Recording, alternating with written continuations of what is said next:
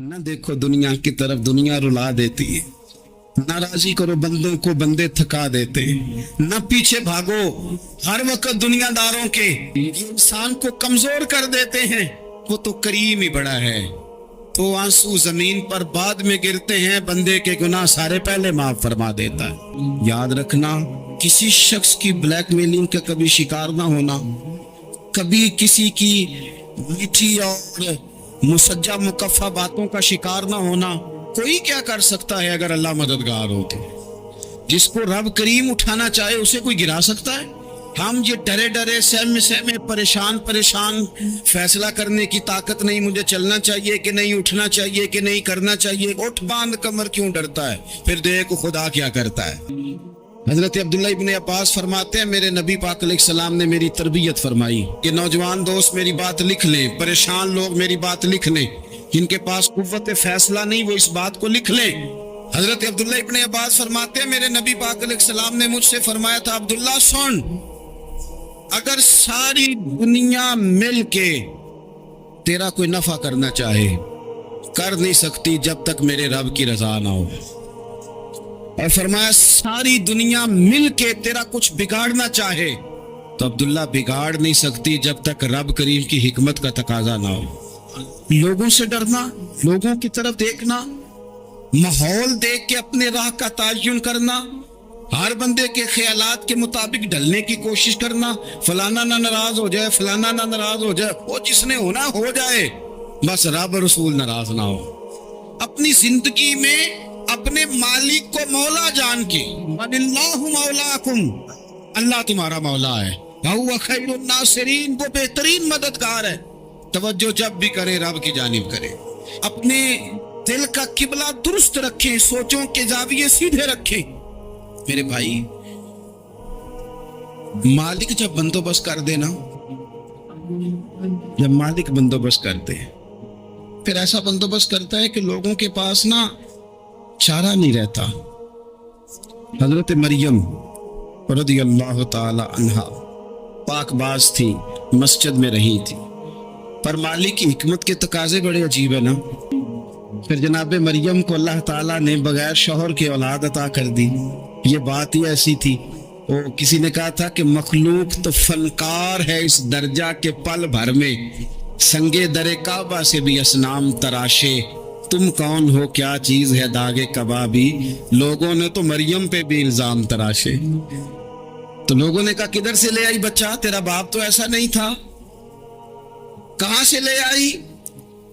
अल्लाह करे मैं आपको समझा सकूं, जरा अपने आप को वहां खड़ा करें कि एक पाकबाज औरत, पाक बाप की बेटी, तैयब माँ की बेटी और अल्लाह के घर में परवरिश पाने वाली खातून, एक वो वक्त और एक ये वक्त कि उस औरत को कटहरे में खड़ा करके पूछा जा रहा है कि माज़अल्लाह तेरी गोद में बच्चा जायज नहीं है, कहां से लाई है? अब खुद से सफाइयां बंदा कितनी को दे, कितनी को वजाहतें करे। और मैंने तो अपनी जिंदगी में देखा है, ज्यादा वजाहत देने वाले को भी लोग झूठा समझने लग जाते हैं। ज्यादा वजाहत देने पर भी लोग कमजोरी का इजहार समझते हैं कि कमजोर पड़ गया। आप सुलह की कोशिश करते हैं, सामने वाला बुज़दिल समझ लेता है। ज्यादा वजाहतें भी कमजोर कर देती। अब हजरत मरियम को कटहरे में खड़ा करके कहा बच्चा किसका है? तो फिर खुदा बंदोबस्त जब करे, अल्लाह जब मददगार हो, तो फिर हजरत मरियम की गवाही दरख्तों से नहीं दिलवाई उसने, पत्तों से नहीं दिलवाई, फिर फरिश्ते नहीं भेजे। हजरत मरियम कहने लगे मुझसे ना पूछो, वो जो पंगूड़े में है उसी से पूछ लो, उनसे पूछो ना, वो कौन है पूछ लो, उनसे कर लो सवाल। उन्होंने कहा पंगूड़े में चंद दिनों का बच्चा, ये जवाब देगा? मददगार था रब। उनकी बरात का ऐलान करना था मालिक ने, और जब मालिक ऐलान कर दे, जब मालिक तेरी सफाई देना चाहे, जब मालिक तुझे दुनिया के सामने निखारना चाहे, तो पंगूड़े में लेटे हजरत ईसा बोल के कहने लगे इन्नी अब्दुल्ला आतानी अल किताबा, फरमाया मैं अल्लाह का बंदा हूं, रब ने मुझे किताब अता करके नबी बना के दुनिया में भेजा है। मैं अल्लाह का बंदा हूं, किताब लेके आया हूं, नबी बन के आया। फिर पंगूड़े से ऐलान हो गया, फिर बच्चा बोल पड़ा। और ये एक दफा नहीं बात हुई, یہ بنی اسرائیل میں ایک جریج نام کے شخص بھی تھے جو نماز پڑھ رہے تھے. بعض نے لکھا ہے نفل نماز تھی. اماں نے پکارا تو آئے نہیں, تو ماں کے منہ سے نکل گیا تو اتنی دیر تک مرے گا نہیں جب تک کسی بے حیا عورت کا منہ نہ دیکھ لے. تو وہ عبادت گزار تھے, لیکن لوگوں نے ان کی عبادت, ریاضت, پرہیزگاری کو نہیں دیکھا. بس ایک عورت کو بھیج کے الزام لگوا دیا. وہ عورت آیا جایا کرتی تھی, اب آ جاتی ہیں عورتیں, مسئلہ پوچھنے کی نیت سے بھی آ جاتی ہیں. ماحول میں کچھ جگہ ایسی بھی ہیں جہاں عورتیں دم کرانے کے بہانے آ جاتی ہیں. وہ خاتون آتی جاتی تھی اس خانقاہ پہ, آستانے پہ. یہ بخاری میں موجود ہے. پھر اس نے کہا میری گود میں جو بچہ ہے یہ انہی کا ہے. مجھے بتائیں کیسے بندہ وضاحت دے. حالات خراب ہو گئے, لوگ کٹیا جلانے لگے, ماحول اور طرح کا بن گیا. میرے نبی پاک علیہ الصلوۃ والسلام فرماتے ہیں پھر اس رب کے بندے نے کہا مالک تو کریم ہے, تیری مشیت کا تقاضا آیا جو میری ماں نے جملے بولے تھے, پر اب میں وضاحت دینے کے قابل نہیں رہا. اب تو ہی کرم کرے گا تو دروازہ کھلے گا. تو وہ چند دنوں کا بچہ پنگوڑے میں بول کے کہنے لگا میں اس درویش کا نہیں, میں تو فلانے چرواہے کا بچہ ہوں, وہ جو بکریاں چراتا ہے. رب کی مدد کو پکاریں, اپنے ساتھ اپنے مالک کی مدد کو شامل کریں, تھوڑے رزق پر بھی گزارا اچھا ہونے لگ جائے گا. سارے لوگ آپ کو گرانے کی تدبیریں کر رہے ہوں گے اور مالک آپ کو عزتیں عطا فرما دے گا. اس کی بارگاہ سے حکمت کا تقاضا اور ہو جائے گا. ہم نے ساری زندگی لوگوں کو راضی کرنے میں گزار دی, ساری زندگی بڑھاپا آ گیا بچوں کو پالتے, اور بچوں نے آخری عمر میں کہہ دیا ابا اگر کوئی ڈھب کا کام کر لیتے تو آج ہمارے دن بھی پھر نہ جاتے. ساری زندگی گزار دی بہن بھائیوں کو راضی کرنے میں, ساری زندگی گزار دی ذمہ داریاں اٹھانے میں. ان کو 99 دفعہ دیا, ایک دفعہ نہیں دیا تو انہوں نے کہہ دیا تو نے تو کبھی دیا ہی نہیں, تو تھا ہی نہیں. ساری زندگی محلے داروں علاقے والوں کو راضی کرنے میں گزار دی. اور میں نے ایسے لوگ بھی دیکھے دین کے لیے وقت گزارا, لیکن جب بڑھاپے میں دانت کام نہ کرتے تھے تو وقت کے مفتیوں کو بھی مسجدوں کی کمیٹیوں نے کہہ دیا اب آپ کی سمجھ نہیں آتی, ہم نے خطیب کو یور رکھنا ہے. میں کہتا ہوں کہ جتنے درد سے آپ امیر کو اپنی کہانی سناتے ہیں نا, اور جس طرح آپ کے آنسو بات کرنے سے پہلے گر جاتے ہیں کہ غریب ہیں, بچیاں ہیں, کاروبار نہیں, او میرے سنگیو, اس سے آدھے آنسو اپنے رب کی بارگاہ میں بکھیرو, اس کے حضور عرض گزار ہو جاؤ, اس سے طلب کرو. ایک وقت انسان پر زندگی میں ایسا آتا ہے کہ اسے یوں محسوس ہوتا ہے کہ میرا سایہ بھی طرح سے پیچھے ہٹ گیا ہے. اسے یوں لگتا ہے کہ میں کسی سہارے پہ ہاتھ ڈالتا ہوں تو وہ بھاگ جاتا ہے مجھ سے. لیکن مالک کی بارگاہ ایسی عظیم بارگاہ ہے, رب رسول کے آستانے اتنے بڑے ہیں کہ آپ جب وہاں کشکول طلب دراز کرتے ہیں تو جھولی پھیلانے میں دیر لگتی ہے, ان کو بھرنے میں تو کوئی دیر نہیں لگتی. ہم نے اپنا سوچ کا قبلہ ہی دنیا کو بنا لیا ہے. یہ جو اللہ والوں کی مدد ہے یہ تو عین اللہ ہی کی مدد ہے, لیکن یہ جو سیٹھوں کی طرف توجہ کرنا, نوابوں کی طرف توجہ کرنا, دنیا داروں کی طرف توجہ کرنا اور اپنا مزاج اس طرح کا بنا لینا, یارو گردن کو جھکا دیتا ہے خیرات کا پتھر, جہاں میں مانگنے والوں کے سر کبھی اونچے نہیں ہوتے.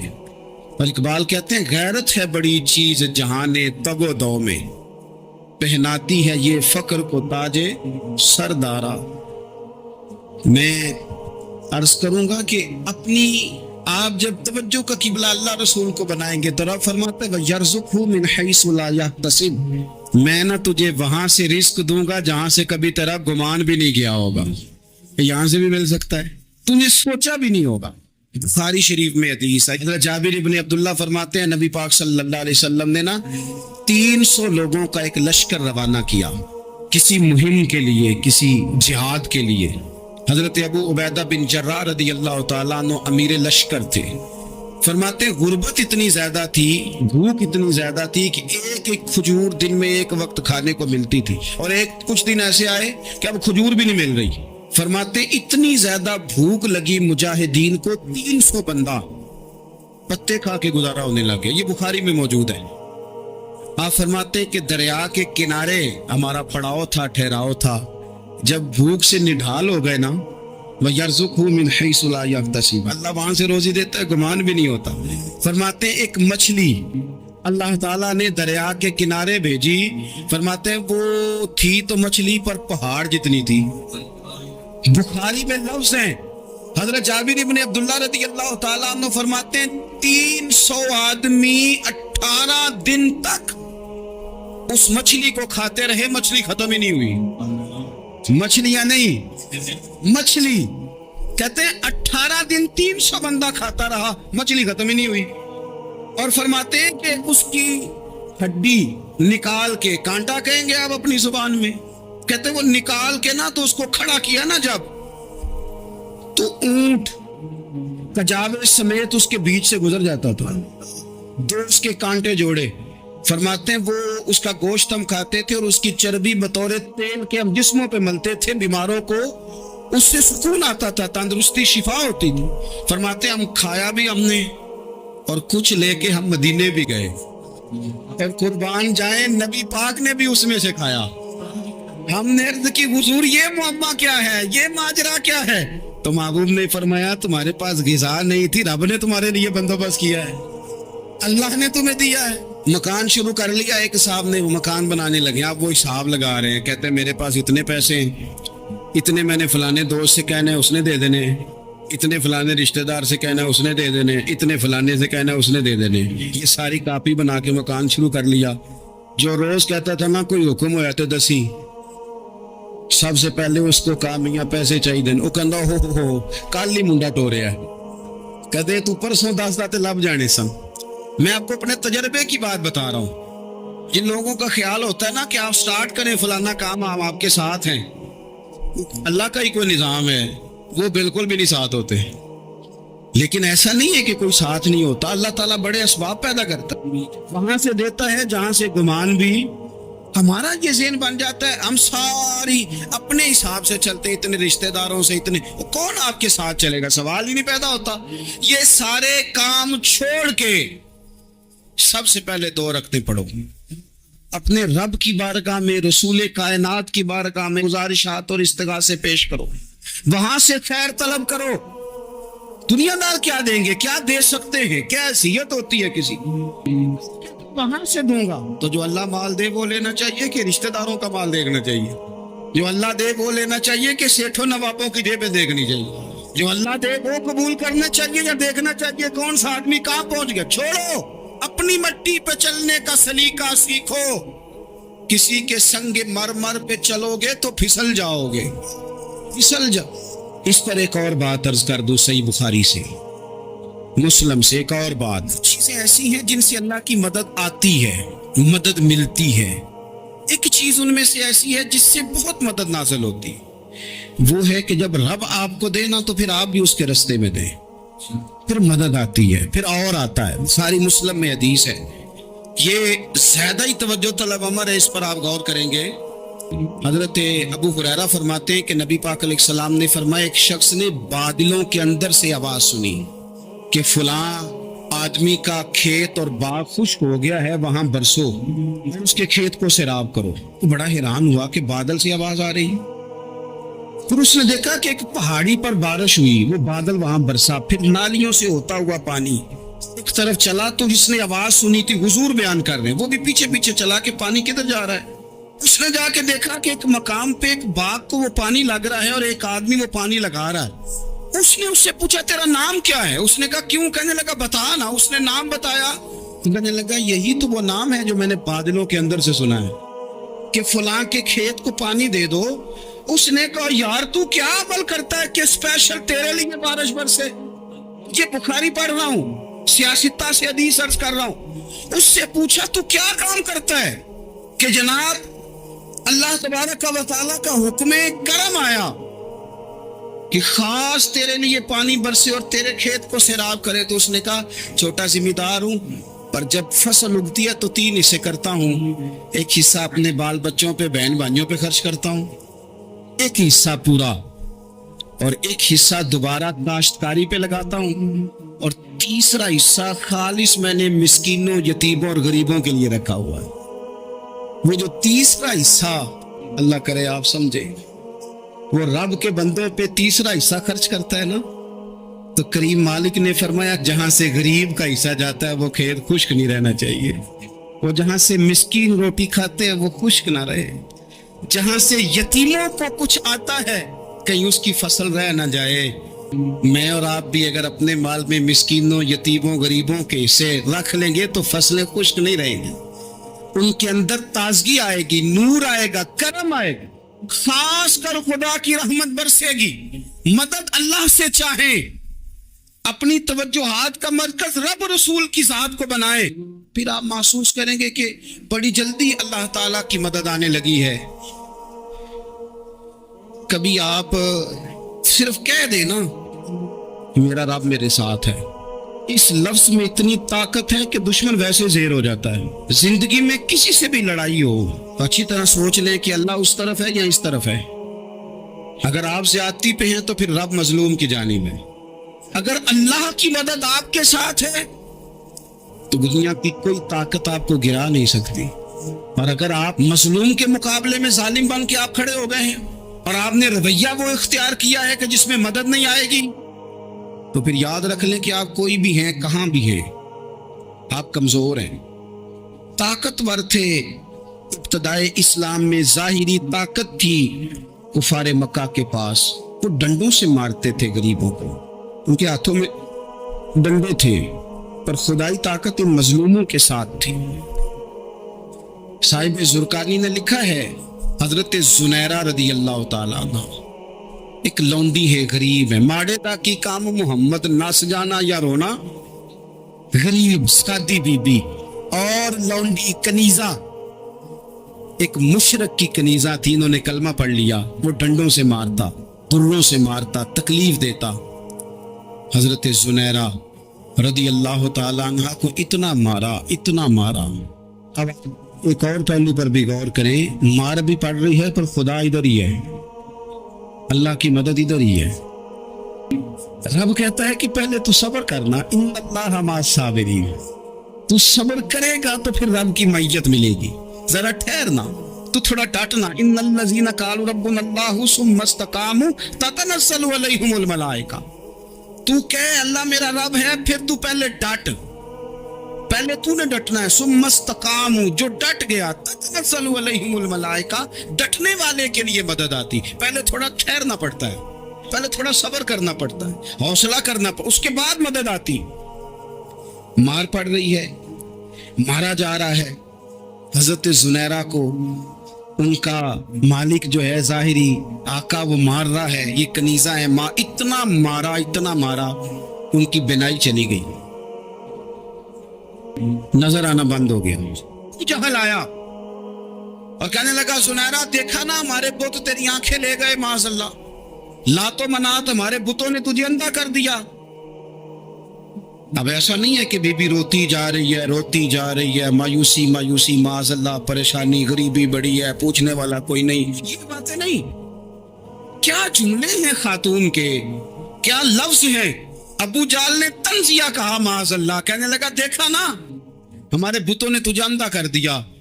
تو جناب زنیرہ آنکھوں کی بینائی گئی ہے، رات کو گئی ہے، دکھ ابھی تازہ ہے، لیکن اللہ پہ جو توکل ہے، اپنے مالک سے جو رشتہ ہے، وہ اتنا مضبوط ہے، اتنا طاقتور ہے، اس میں اتنی گہرائی ہے۔ حضرت زنیرہ بول کے نا اتنی قوت سے بولی، اتنی طاقت سے بولی کہ پورے کفر پر لرزہ طاری ہو گیا۔ فرمانے لگی تمہارے پتر کی کیا اوقات ہے کہ میری بینائی لے جائیں، یہ میری رب کی حکمت کا تقاضا ہے۔ جب تک اس نے چاہا زنیرہ دیکھتی رہی، اور جب اس نے چاہا زنیرہ کی آنکھوں کی بینائی چلی گئی، اور اگر وہ چاہے گا نا تو بینائی واپس بھی کر دے گا۔ اگر ہو ذوق یقین پیدا تو کٹ جاتی ہیں زنجیریں، اگر وہ چاہے گا تو بینائی آ بھی جائے گی۔ حضرت زنیرہ نے رات کو یہ لفظ کہے، ابو جہل اور سارے کفار ڈر کے سن کے چلے گئے، آپ اطمینان سے آ کے بستر پہ سوئی۔ جب سویرے اٹھی تو اللہ نے آنکھوں کی روشنی واپس کر دی، आंखों की अब छड़ी पकड़ी है, बाजारों में घूमती है, कहती है बुलाओ किधर है तुम्हारे नातो बनात, देखो मेरे रब ने रोशनी वापस कर दी, आकर मेरे साथ इधर आ सितमगर हुनर आजमाए, तू तीर आजमा हम जिगर आजमाए। बीमार लोगों याद रखो, कह दिया डॉक्टर ने कि तू बड़ा बीमार है, तू बड़ा कमजोर है, ये हो गया वो हो गया, तो डॉक्टर अपने इल्म के मुताबिक बात कर रहा है, होगा तो वो जो मेरा रब चाहेगा। कमजोर हो जाना, परेशान हो जाना, तकलीफ में आ जाना, पता नहीं बात हो गई है तो जाने क्या हो जाएगा। अपनी जिंदगी के अंदर अपने रब से रिश्ता मजबूत करे, रसूल कायनात से रिश्ता मजबूत करे, अल्लाह वालों से रिश्ता मजबूत करे। हजरत सुनैरा ने पैगाम दिया कि जिंदगी में जो जीना चाहते हैं तो वो रब का नाम लेके जी सकते हैं, जो अपनी जिंदगी में खुशियां देखना चाहते हैं तो रसूलुल्लाह के नाम पर खुशियां देखी जा सकती हैं।